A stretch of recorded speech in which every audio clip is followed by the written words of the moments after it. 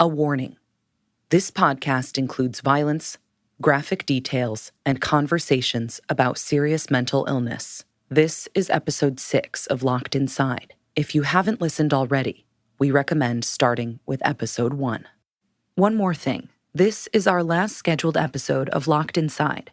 Over the past couple months, we've continued to record new interviews, and this story is continuing to develop. So as news breaks, we will continue to release new episodes on this feed. Make sure you don't miss them by hitting follow or subscribe on your preferred podcast app. You can also follow me on social media. Just search my name, Erica Stapleton, or handle @EricaReportsAll. I'm about to open an email that sheds light on yet another twist in this story. In June 2021, 2 months after the group home killing, another charge popped up in the court system for Christopher Lambeth. There it is.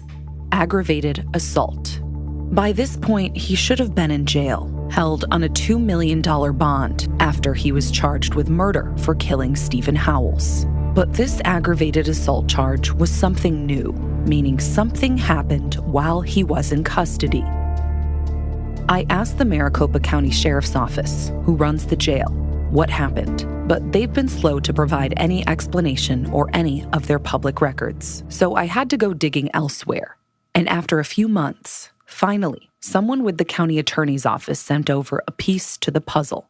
Court records explaining the charge, which included a 4-sentence synopsis saying that on April 23rd, 2021, 11 days after the group home killing, Christopher Lambeth was in a holding cell with another inmate, waiting to be transferred, when suddenly, unprovoked, Christopher Lambeth started, quote, repeatedly punching, kicking, and choking the other inmate, breaking the other inmate's nose and causing trauma to his face.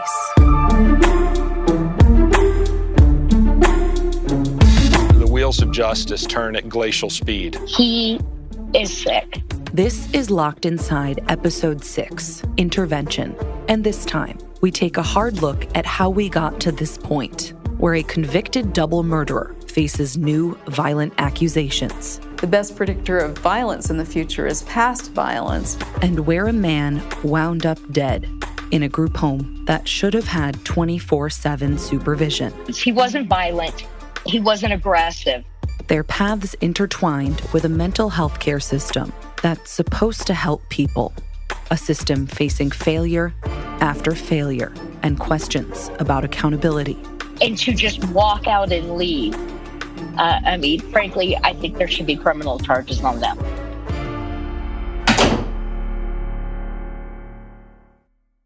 I'm Erica Stapleton, and this time, we're going back to the story of a man who shouldn't have died the way he did.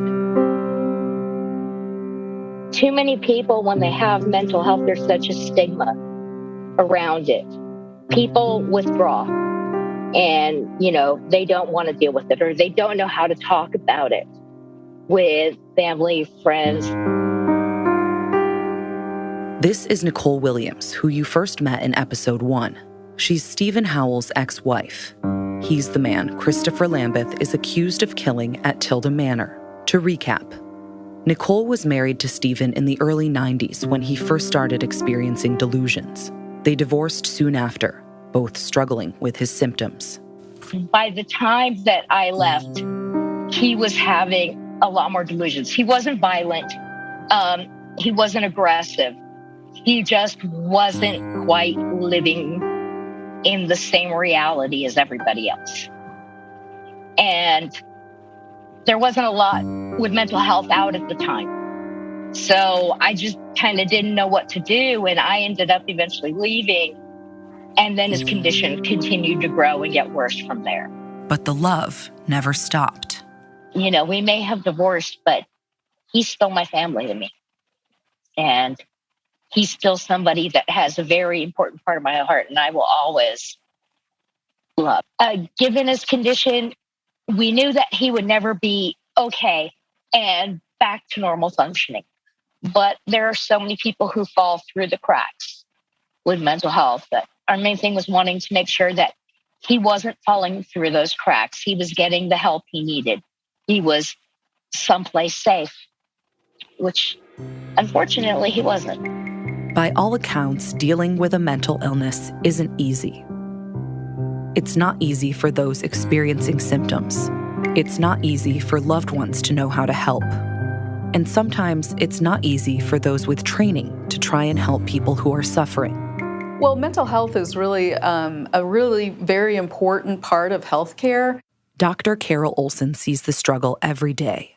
I think traditionally people liked to hide it under the rug or pretend that they or their family members didn't have a mental health issue because there was such stigma associated with it. Thank goodness some of that is going away. She's spent her career working in this field and has been running the psychiatry department at Valleywise Health, a hospital system in the Phoenix metro area, for nearly 20 years. And in those 2 decades, she's noticed triumphs and also flaws. Arizona has a very small number of long-term type of psychiatric hospital beds. So many of those people just end up getting continuously on a round of going in the hospital, getting out, often sent to a group home. They don't stay. Then they're off their medication. Their symptoms get worse. Then they get arrested for doing something. Then they're back in the hospital again. And it's a continuous cycle. A continuous cycle. Dr. Olson said there really isn't a one-size-fits-all approach.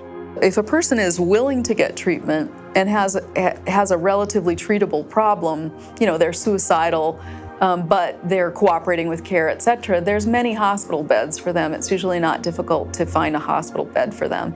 On the other hand, if the person is not willing to get treatment, is highly agitated or aggressive, or has medical issues, or is demented, for example, and has a severe behavioral disturbance as part of their dementia, it can be very difficult to find a hospital bed for them. Or people could wind up in other scenarios where mental health support is hard to come by, like homelessness or incarceration. Drug abuse can also play a role. Right now, the way psychiatric hospitals are incentivized, they're all paid the same. It doesn't matter how complex the patient is. So if you have a more complex patient, either because they're highly violent or self-injurious or they have complex medical problems, psychiatric hospitals are incentivized not to take those patients. And so those patients often are poorly served and don't spend the time in the hospital that they need. Issues with access to mental health treatment extend beyond Arizona. In its latest findings from 2020, the National Institute of Mental Health estimates that 14.2 million Americans suffer from a serious mental illness, including diagnoses like schizophrenia or bipolar disorder. Of those 14.2 million people, only about 65% received treatment. There isn't a lot of data on how often someone with a serious mental illness becomes violent. In fact, some studies suggest that people with SMIs are more likely to be victimized.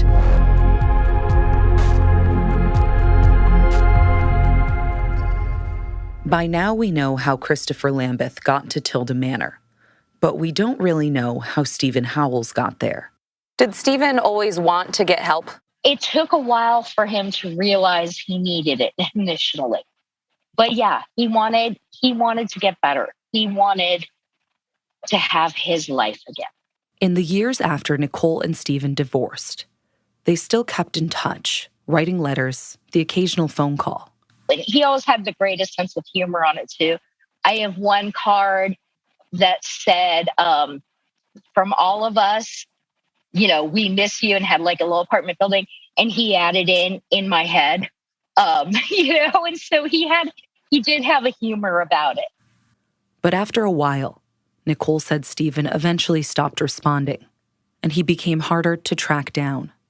Nicole said she'd try and keep tabs on Steven through court records, which is ultimately what we had to do too. And what we found doesn't show everything, but it does help piece some of this together. In 2015, there was a notice of eviction filed against him. The next year, in 2016, Phoenix police wrote him a ticket for misdemeanor trespassing in a city park. There aren't a lot of details on the ticket, But the address listed for Steven is part of a campus that provides resources for people experiencing homelessness. It's not clear why he was there or what happened immediately after that. But more than 2 years later, a court-appointed advocate submitted a request to get Steven help. By this point, he'd been receiving mental health treatment at the state hospital. The filing doesn't say when he went to the state hospital or why, but a review in November 2018 stated Steven Howells believed he had been in the hospital for more than a year. His medical report indicated he had limited insight and impaired reality. A hospital staff person said Steven Howells was not a behavioral problem, that most of his issues are related to psychosis and delusional thoughts, like believing government officials were tracking him.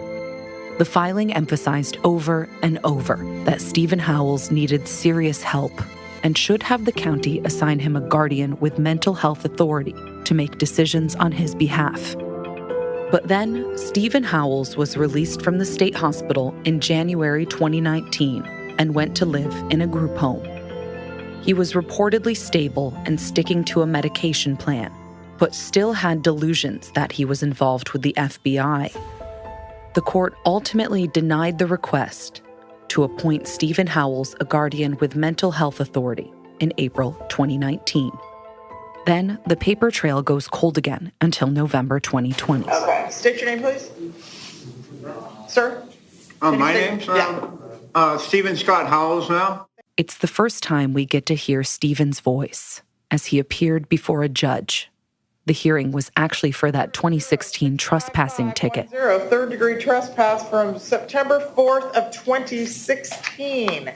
You signed that ticket agreeing to come to court on September 4th of 2016, yet we never saw you on this matter. Why is that? Ma'am, I don't have any memory of this happening, and I have found no evidence that I have signed it myself. There is no address that has been submitted to me of the location of this incident, so I find I must move that this be dismissed as a clerical error. It didn't sound like Steven Howells had an attorney with him. He told the judge officers brought him in from an address in Santan Valley, a city southeast of Phoenix, an address for a behavioral health group home in that area, a home he said he moved into just 3 days before. They don't have business cards, and I didn't have it in my wallet. I'm sorry, ma'am. I was not prepared to be arrested. I was a plaintiff calling on the services of the police in Santan.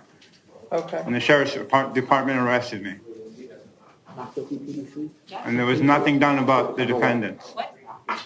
Plural. Who were threatening me to the point of physical provocation. To be clear, Steven Howells wasn't charged with anything new. The Maricopa County Sheriff's Office said deputies responded to a call for service at the home and took Steven Howells into custody when they realized he had an outstanding warrant for that ticket. Well, we need to get this matter taken care of because that's the one we have before us today. Actually, that's out of So what I'm going to do, and you said you have a problem with transportation? Pardon me? You have a problem with transportation? Yes, ma'am. I have a car, but it's not at the house. Okay, but you do have a car. So if I were to give you another court date in the future, you'd be able to get here. Well, it's not at the house. Well, I understand, but you'll have time to work that out. Okay. Thank you. So if I give you another court date, some days off. I can make some arrangements for a taxi cab here and there. The judge set another court date and said the court would assign him an attorney. And I can't help but notice, it doesn't seem like the judge is aware of Steven Howells' mental health history or that he could be staying in a group home. January 15th, courtroom 606 at 1:30. So you'll have plenty of time to get your car back and get whatever you need. We'll see. Okay. There's one way or another I can do it. Soon after all of this, the trespassing case was dismissed. This was 5 months before he was killed at Tilda Manor. As for when he moved there, a Tilda Manor staff member told police he'd been there about 4 months. Hearing this all play out and piecing together what we can of Steven Howells' life, from an eviction notice to police contact to the state hospital to potentially 2 group homes in a matter of months, it makes me think of what Dr. Olson said about the mental health care system being a continuous cycle There is a sliver of the population, of that population, who do need long-term, in my opinion, long-term hospital treatment in a secured setting where they can't just come and go. And the reason for that is some of them just are resistant to treatment. At times, their symptoms don't respond to the medications and other type of treatment we have. And to the extent their symptoms make them at risk of hurting themselves or others, they really need to be in a secured setting where people can be assured that they're safe. In October 2021, Steven Howells' family filed a lawsuit against Tilda Manor. The lawsuit claims Tilda Manor failed to provide services for not only Steven Howells, but also for suspect Christopher Lambeth. That ultimately led to Howells' death. And the blame didn't stop there. The family updated the lawsuit and later blamed the state health department for missing violations during inspections at Tilda Manor and the state's Psychiatric Security Review Board for releasing Christopher Lambeth to the community. An attorney representing Steven Howells' family said neither he nor Steven's family could talk with us. In court filings, Tilda Manor denied any wrongdoing and pointed the blame at Christopher Lambeth, the state health department, and other agencies involved. The state couldn't comment on pending litigation. The first and only time someone from Tilda Manor ever replied to my dozens of requests for comment was when the lawsuit was first filed. An email from someone named Jesse Iglesias, who, according to a police report, is a clinical coordinator at Tilda Manor, stated, quote, "Tilda Manor is aware of the lawsuit and intends to defend itself to the fullest. Tilda Manor continues to believe that its staff acted reasonably under the extreme circumstances. Tilda Manor thinks it's unfortunate that a lawsuit has been filed based largely on media reports that don't represent the actual events or situation." End quote. I replied and asked them to share their side to this, but no one ever got back to me. If I had their side to this, I would include it. It's not for lack of trying. For the past year, my team has repeatedly asked Tilda Manor and its attorneys to talk with us, but they never agreed. Tilda Manor was obligated to talk to the state, however, when the health department came to investigate after Steven Howells was killed. We told you last episode that the state's investigation found big problems at the Wild Horse Drive facility, including staff members lacking training or not meeting residents' needs. The state found that the 2 staff members working the morning of the killing didn't follow protocol when they left Christopher Lambeth inside alone with the other residents. In July 2021, the state health department filed an intent to revoke Tilda Manor's license at the Wild Horse Drive location, much to neighbors' relief. It would be a victory for my family, it would be a victory for our neighborhood, and it would be a victory for the people who live in that home. This is Chris Lineberry, who you heard from last episode. He lives down the road from Tilda Manor. After the killing, he said it appeared residents were able to go back inside that night and continued living there in the weeks that followed. The health department told me that despite the murder investigation, Tilda Manor was still allowed to operate all 5 of its locations. The wheels of justice turn at glacial speed, and this definitely didn't happen quickly. I'm just grateful that it happened. You know, that they did do a thorough investigation, and as a result of that thoroughness, they were able to put together a solid case to potentially revoke the license. Potentially being a key word there. Tilda Manor asked for a hearing to dispute the revocation, and for months kept asking for continuances, which were granted. So as of this recording, the state and Tilda Manor still haven't resolved this, and the Wild Horse Drive location still has its license to operate. But this case wasn't Tilda Manor's only problem. Right now on 12 News at 5. A Mesa Group home has lost its license after state investigators found a dozen problems inside. One of Tilda Manor's Mesa locations lost its license to operate in October 2021. The state went to investigate in August 2021 after a complaint that residents were left alone for about 30 minutes to an hour.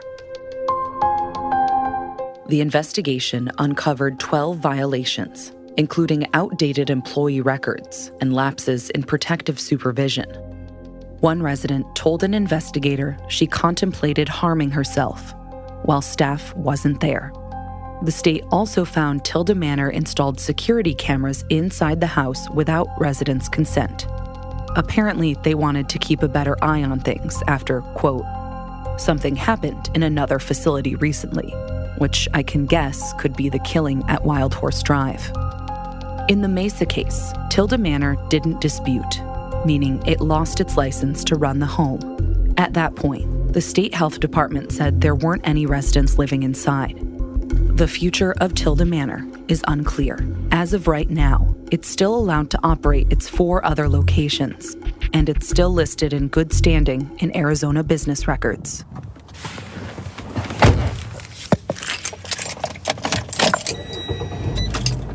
Lately, when I've driven by, the 5 locations look empty. Most still had a vehicle or van in the driveway. I wonder if anyone ever thought that a year ago, things could have taken such a sharp turn with so many consequences. What they teach us in psychiatry is that the best predictor of future behavior is past behavior. The best predictor of violence in the future is past violence. Here's Dr. Carol Olson again, who also ties into this another way.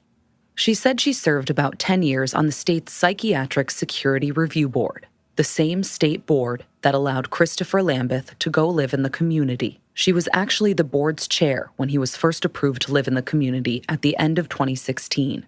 But she resigned soon after that and was never part of any of his hearings while he was living at Tilda Manor. She said she didn't remember Lambeth from her time on the board, but because of her history, she couldn't comment on his case specifically. She could, however, weigh in on the board itself. Were you ever worried that maybe the decision wasn't the right one? Certainly, every time anyone makes a decision and can't predict the future, you can question, did I make the right decision? She remembered board members would get paid about $30 each day they had a hearing or reviewed material, which doesn't sound like much. Despite that, she remembered that she and her board colleagues took their jobs very seriously and would often err on the conservative side when it came to making release decisions. Let's say the person ends up doing something before anybody is aware that they're deteriorating or not doing well. It sits poorly, obviously, because nobody wants to feel that they were responsible for releasing someone to the community who later does something to harm themselves or others. However, I think it is important to know that many times people are out in the community for years before something like that happens, and it is difficult to predict with 100% certainty how somebody is going to behave for years on end. Now to our other big story tonight. The state board that allowed a convicted double murderer to be released from the Arizona State Hospital is losing its power to make decisions. Almost 3 months after the group home killing at Tilda Manor, Arizona's governor signed a new law getting rid of the Psychiatric Security Review Board. All the guilty except insane cases will be managed by the state's court systems, meaning judges will decide whether or not someone should be released early. This is how the state operated until the board was formed in the early 90s. Certain lawmakers and advocates applauded the move back, but Dr. Olson had her doubts. And I wasn't sure that a judge in a busy criminal court would be able to take the time and have the background in mental health, as many of the board members do, to really make a considered decision about what should happen with that patient. However, you know, I guess I still feel that way. I still feel I wish the PSRB would have received sufficient resources to be able to actually function as it was intended to function, and that they would have held off on making that wholesale change back to the criminal court and see whether that in itself would have worked. The change to courts is a big one, but it's not set to happen until July 2023. In the interim, the board is supposed to operate with newer, stricter guidelines. The new law did away with one position, so there's now only 4 people on the board. And in early 2022, we learned 2 more board members resigned. At the time of this recording in mid-May, the board couldn't hold its monthly meetings in February, March, and April because there weren't enough people for quorum, meaning all the people deemed guilty except insane, who are due for check-ins, are waiting in limbo until the governor's office appoints new members. And Dr. Olson brings up a good point. Only time will tell whether this change to the courts will make the state's mental health care system any better. And honestly, that goes for everything we've uncovered. I think that the error is kind of just viewing that population of patients as just the same as mentally ill people who have not committed a violent crime.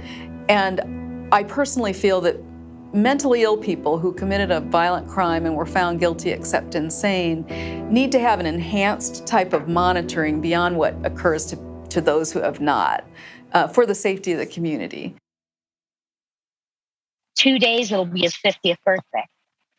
And people should know who he is. We interviewed Nicole Williams, Steven Howells' ex-wife, in September 2021, the week he should have turned 50 years old. And that always has been a guilt that I have carried, that I did not stay there and help him more or find him the help he needed, even though I know now that I didn't have that knowledge base. She said she went on to become a teacher with a focus on helping kids with severe mental health issues. And, I think a lot of it was I couldn't help him, so I wanted to learn how I could have helped. She wishes someone else would have. I will say, personally, I forgive and I have nothing against Christopher Lambeth. He is sick. I think this is a system that let both of them down. A system that allowed Steven Howells to be killed in a home setting, that should have had supervision, that should have been helping him. The two people who were there supposed to be watching, I think, actually kind of hold the most animosity toward. When they start having issues, you're the one who's supposed to be there to help and to stop it. And to just walk out and leave, frankly, I think there should be criminal charges on them. If I did that as a teacher with one of my students, there would be charges on me. Christopher Lambeth is the only one charged in Steven Howells' death. Gilbert Police told me it closed its case and didn't plan to submit any more charges. At the time of this recording, Christopher Lambeth is scheduled to go to trial on the murder charge later this spring. He's pleaded not guilty in that case. He's also still facing the aggravated assault charge for allegedly attacking another inmate while in custody. He's had a few attorneys over the past year, and his most recent attorney has never responded to my calls or emails. There needs to be systematic change to make sure these things don't happen again. But I also think the more awareness there is about mental health, the more it's not just quiet and shunted to the side and people don't want to talk about it, or they let people leave their lives because they don't know how to deal with it, the more we'll continue to see things happen. After all these years, she's held on to the cards and letters from Steven, his words sharing love and humor preserved with care as he fell through the cracks.